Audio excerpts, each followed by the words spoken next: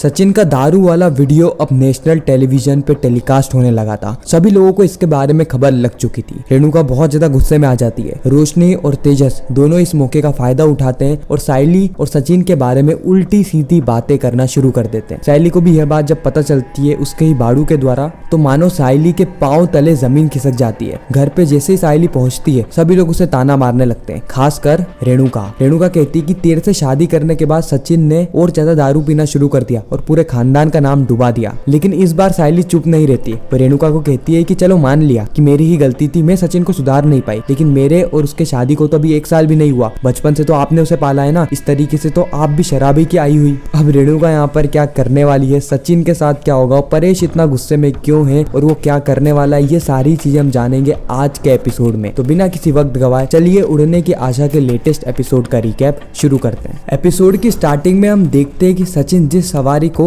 Hospital की ओर ले जा रहा था, वही सवारी सचिन का वो वीडियो मोबाइल में देख लेती है और उसी समय वो सचिन को गाड़ी साइड में रोकने को कहती है। सचिन कहता है कि अरे सर वो ब्रेकर आ गया था इसीलिए मैंने गाड़ी इधर उधर करी। वो कहते हैं हम कह रहे हैं ना गाड़ी साइड में रोको, मतलब गाड़ी साइड में रोको। सचिन जैसे ही गाड़ी को साइड में रोकता है वैसे ही वो सवारी उतरती है, सचिन को सचिन के पैसे देती है यहाँ तक छोड़ने के और फिर वहां से चली जाती है। सचिन कहता है कि अरे सर कहाँ पर जा रहे हो, आपको तो हॉस्पिटल जाना था ना, मैं आपको छोड़ देता हूँ, यहाँ पर कोई गाड़ी नहीं मिलेगी। वो कहते हैं कि अगर हम तुम्हारे साथ बैठे ना सही में हॉस्पिटल ही चले जाएंगे। इतना कह के वो वहां से चले जाते हैं। सचिन को बिल्कुल भी समझ में नहीं आता है कि ब्रेकर के चक्कर में ये सवारी चली क्यों गई। अगले ही पल हम साइली को देखते हैं जो कि अपने आई के पांव दबा रही होती है। उसी वक्त वहां पे साइली का छोटा भाई आ जाता है, यानी दिलीप। दिलीप को देखकर साइली कहती है कि तू कहाँ गया था, फिर से वो चिटी के साथ घूम रहा है, तेको पता है ना आई की तबीयत ठीक नहीं है और तेको उनका ख्याल रखना चाहिए, लेकिन तू ना तो पढ़ाई कर रहा है और ना ही उनका ख्याल रख रहा है, सिर्फ आवारागर्दी कर रहा है उस चिटी के साथ। दिलीप कहता है कि मैंने आई को कहा था कि वो आराम करे, लेकिन उनको काम ही काम करना है। और ताई मैं तेको कितनी बार बोल चुका हूँ कि मैं आवारागर्दी नहीं करता हूँ, जॉब करता हूँ चिटी के यहाँ पर। और चिटी भी कोई आवारा नहीं है, लोगों को ठगता नहीं है, लोगों को लोन देता है। तो इस बात को कब समझेगी। साइली कहती है कि बाड़ू तेरी आंखों पर दोस्ती की पट्टी बंदी है, हमारी आंखों पर नहीं। हम देख पा रहे हैं कि वो कितना बड़ा ठग इंसान है, वो तेको भी एक ना एक दिन लोन के चक्कर में फंसा देगा। और ये नया फोन, तूने फोन भी ले लिया गाड़ी के साथ साथ, और क्या क्या चीज ले रखी है तूने। दिलीप कहता है कि यह फोन मेरा ही है और मैंने इसे EMI पे लिया है और मेरे पास जॉब के जो पैसे आ रहे हैं वो मैं धीरे धीरे करके EMI चुका के सब चीजें फ्री करवा लूंगा। साइली कहती कि देख आई की इतनी तबीयत खराब है फिर भी वो मेहनत करती है, किसके लिए, तेरे लिए और जूही के लिए, ताकि तुम दोनों मेहनत करो, पढ़ाई करो और आगे बढ़ पाओ।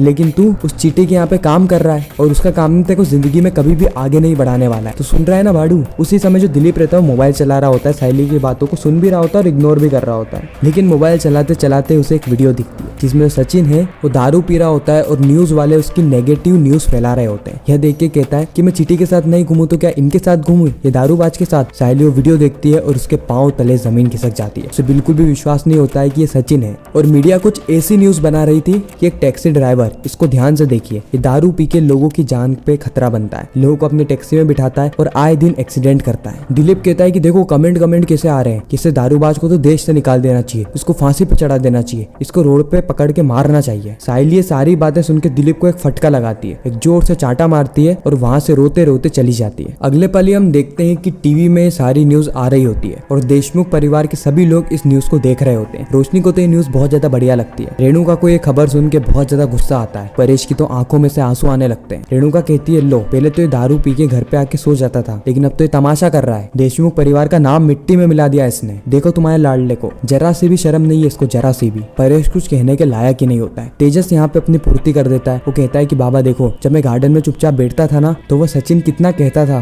कि मैं परिवार का नाम मिट्टी में मिला रहा हूँ, लेकिन आज देख लो उसने तो पूरी दुनिया के सामने पूरे परिवार क्या, पूरे खानदान क्या, हमारे पूरे समाज का नाम मिट्टी में मिला दिया है। रोशनी भी यहाँ पर मौके का फायदा उठाती है और बहुत कुछ सचिन और साइली के बारे में कह देती है। अब यहाँ पे रिया कहती है कि सोशल मीडिया पे तो इसको मिलियंस में लाइक आ चुके हैं और 2-3 घंटे ही हुए हैं अभी, तो पता नहीं ये वीडियो कहाँ तक जाएगी। अगर ऐसा ही चलता रहा ना तो सचिन को जेल हो जाएगी। आकाश कहता है कि मुझे नहीं लगता ज्यादा ऐसा कर सकता है, वो दारू जरूर पीता है लेकिन दारू पी के गाड़ी नहीं चला सकता, वो लोगों की जान को खतरे में नहीं डाल सकता, हम तो बचपन से उसके साथ रहे ना। तेज कहता है कि कैसी बातें कर रहा है तू, मैंने तो कितनी बार उसको देखा है दारू पी के गाड़ी चलाते हुए, तूने भी तो देखा है। रेणुका कहती है कि अब हम घर से बाहर जाएंगे तो लोग हमें क्या कहेंगे परेश, देखो दारूबाज का बाबा आ गया, दारूबाज की आई आ गई, हमारी तो पूरी इज्जत मिट्टी में मिल चुकी है। फिर हम देखते हैं कि एक एक करके सभी लोगों को अपने अपने रिश्तेदारों के फोन आने लगते हैं। सभी लोग एक दूसरे से जवाब मांगते हैं कि सचिन ने ऐसा क्यों किया, लेकिन किसी के पास भी कोई भी जवाब नहीं होता है। परेश मन ही मन में कहता है कि सचिन तूने ऐसा क्यों किया। उसके बाद वो जैसे सचिन को कॉल करता है, सचिन का फोन स्विच ऑफ बताता है। इस और हम सचिन को देखते हैं जो कि लोगों से कह रहा होता है कि हाँ मैं आपको छोड़ देता हूँ, मैं आपको छोड़ देता हूँ, लेकिन कोई भी उसके पास आ ही नहीं रहा होता है, बल्कि उसके पीछे वाली टैक्सी में चले जाते हैं, उसके पीछे वाली टैक्सी में चले जाते हैं। सचिन को समझ में नहीं आता है कि आखिर हो क्या रहा है। जब सारी टैक्सी गायब हो चुकी होती है फिर सचिन सोचता है कि अब तो लोगों को मेरी टैक्सी में ही आना होगा ना, लेकिन लोग फिर भी उसकी टैक्सी में नहीं आते। वो सचिन से बात करते हैं, फिर मोबाइल में उसकी वीडियो देखते हैं और वहां से बिना कुछ कहे ही चले जाते हैं। अब सचिन का फोन भी स्विच ऑफ हो गया था, तो ना तो उसे कोई खबर मिल पा रही थी और ना ही वो किसी को खबर दे पा रहा था। उसे बिल्कुल भी समझ में नहीं आता है कि ये आखिर चल क्या रहा है। जो सवारी बैठ रही है वो आधे रास्ते से भाग गई और बाकी लोग तो मेरा चेहरा देखकर ही मुझसे भागते जा रहे हैं। अब क्योंकि पुलिस को भी यह वायरल वीडियो मिल गई थी, इसलिए उन्हें जल्द से जल्द इस कैब ड्राइवर यानी सचिन को पकड़ना था, क्योंकि उनको ऊपर से प्रेशर आ रहा था कि जल्द से जल्द इसके खिलाफ एक्शन लो। और जैसे ही सचिन पुलिस के पास में से निकल रहा होता है, उसी वक्त पुलिस सचिन की गाड़ी का नंबर देख लेती है और सचिन को भी देख लेती है, जिसके बाद वो सचिन को रोकती है, उसका लाइसेंस जब्त करती है, उसकी गाड़ी जब्त करती है और वहां से ले जाने लगती है। सचिन उनके सामने गिड़गिड़ा रहा होता है। सचिन कहता है कि ये मेरी रोजी रोटी है सर, इसे मत ले जाइए, मैं दारूबाज नहीं हूँ, मैं दारू पी के गाड़ी चलाता ही नहीं हूँ, आप आपकी मशीन से टेस्ट कर लीजिए मैंने अगर दारू पी रखी हो तो। लेकिन पुलिस सचिन की किसी भी बात को नहीं सुनती है। उनके पास ऊपर से ऑर्डर होता है कि इसके खिलाफ स्ट्रिक्ट से स्ट्रिक्ट एक्शन लो। हालांकि वो इसे जेल में नहीं डालते, लेकिन इसका जो कैब रहता है यानी टैक्सी उसे जब्त कर लेते हैं और इसके लाइसेंस को भी जब्त कर लेते हैं। इस और हम साइली को देखते हैं जो कि घर पे पहुंच गई होती है। वो मन ही मन में कह रही होती है कि काश इसके बारे में काका और काकू को पता नहीं चलना चाहिए, नहीं तो बहुत ज्यादा नाराज हो जाएंगे। लेकिन जैसे ही वो घर में आती है, रेणुका उसको गेट पर ही रोक लेती है। वो कहती है कि आ गई महारानी, रुक जाइए, वहीं पर ही रुक जाइए, अभी आपके पति को भी आ जाने दीजिए, फिर दोनों के हम साथ में आरती उतारते हैं, इतना बड़ा काम जो करके आए हैं। और फिर हम देखते हैं कि रेणुका के आकाशवाणी शुरू हो जाती है। वो एक के बाद एक साइली के ऊपर अलग अलग इल्जाम लगाने लगती है। वो कहती है कि इस लड़की के आने के बाद हमारी जिंदगी नर्क से भी बदतर हो गई है, एक दिन भी हम शांति से जी नहीं पा रहे हैं। अब क्या कहेगी तू तेरे पति के बारे में? लोग ना तुझे दारूबाज की बाई को बुलाएंगे, दारूबाज की बाई को। साइली उसी वक्त मुंह तोड़ जवाब देते हुए कहती है कि मुझे दारूबाज की बाई को बुलाएंगे तो आपको भी तो शराबी की आई बुलाएंगे। रेणुका का मुंह फूल जाता है। साइली कहती कि चलो मान लिया कि मैं सचिन को नहीं समझा पा रही हूँ, लेकिन मेरी और उसकी शादी को तो अभी ढंग से 1 साल भी नहीं हुआ है। बचपन से तो वो आपके साथ रहा है ना,